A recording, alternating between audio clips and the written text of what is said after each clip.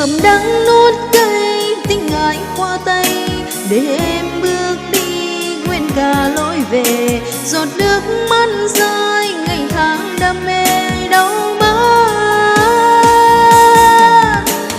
Anh và em bây giờ như vầng trăng khuya, anh và em bây giờ hai đứa hai nơi. Nhớ làm gì không làm gì, vì tình yêu không có lần thứ hai. Qua ngày mai chẳng còn ai nợ